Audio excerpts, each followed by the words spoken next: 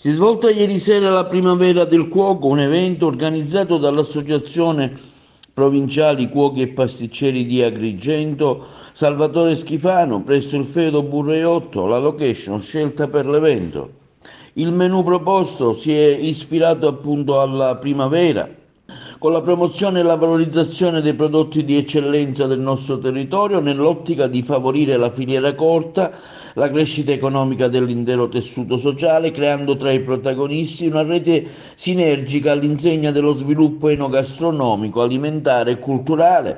Ovviamente le materie prime usate per confezionare le varie pietanze sono tutte riferimento all'ambiente siciliano, in particolar modo al nostro agrigentino.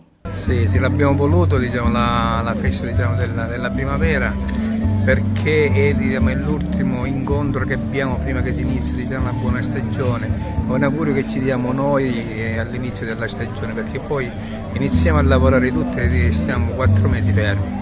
È importante questo incontro perché stiamo valorizzando i prodotti nostri del territorio, in cui abbiamo sia i pesci con i crostacei, i molluschi, dei nostri mari, abbiamo la frutta secca come il pistacchio, la frutta come l'arancia e quant'altro. Valorizziamo sempre i nostri prodotti.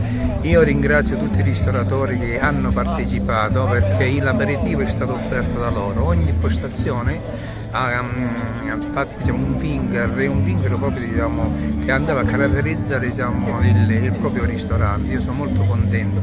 Tanti associati che sono venuti, anche se questo è un periodo un po' particolare per noi perché si è iniziato a lavorare. Io ringrazio a tutti, sono molto contento, e sicuramente la nostra associazione deve crescere.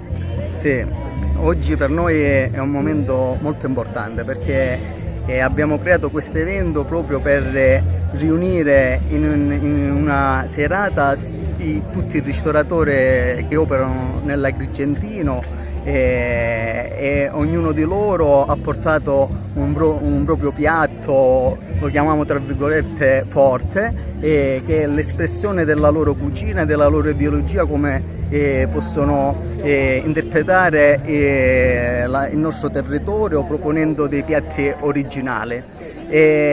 Quindi per noi era importante questa serata, dare ai nostri colleghi la possibilità di poter esprimere la propria personalità e la propria arte culinaria, e in questa occasione non potevano mancare la presenza delle istituzioni, e ci reputiamo felici proprio perché abbiamo avuto una risposta forte, in quanto sono intervenuti il colonnello dei carabinieri, il questore, il vice sindaco, anche la stampa, quindi questo ci rende orgogliosi ed è importante per buttare le basi per un futuro prospero che ci possa far sviluppare la nostra economia e permettere che i nostri giovani rimangano nel nostro territorio. Dove va la ristorazione? Quali sono gli obiettivi di questa nuova ristorazione gourmet, insomma piatti particolari, abbinamenti dei vini, insomma una ricerca particolare, insomma. Allora, la ricerca secondo me è molto semplice. Bisogna prendere i piatti della tradizione, rivisitarli, perché i piatti della tradizione sono dei piatti che ci tramandiamo da decine e decine di anni, quindi visto che li portiamo avanti, sono dei piatti che sicuramente di successo e che vengono apprezzati. Quindi per noi è stato fondamentale promuovere il prodotto del territorio a chilometro zero, la cosiddetta filiera corta, in modo tale che tutto il nostro potenziale rimane all'interno della nostra provincia e possa permettere ai nostri produttori di poter avere un riscontro economico positivo e propositivo anche per le future generazioni. Sì, quest'anno siamo qua con l'associazione e quindi mi hanno coinvolto per fare la megatorta. La megatorta è una torta di 150 kg in cui rappresentiamo la serata.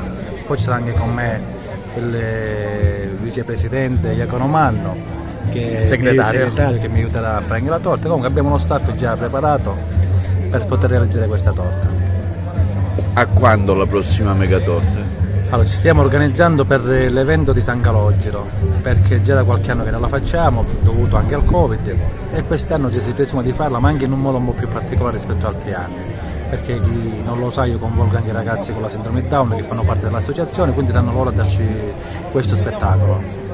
Ma organizzare una mega torta è una situazione molto più complessa, cioè materialmente come fate a valutare le quantità? Allora, siccome la mega torta che è nata da Agrigento, io già la facevo pure al nord, la facevo anche all'estero, poi per una mia devozione a San Calogero, allora quando ho fatto la prima mega torta, la mega cassata di San Calogero, già avevo un po' di esperienza, ma siccome abbiamo fatto tanti eventi e quindi possibilmente ormai io faccio il calcolo sulle misure sia delle sagome che anche su tutto il materiale che ci vuole. Quindi ormai già siamo preparati per questi eventi.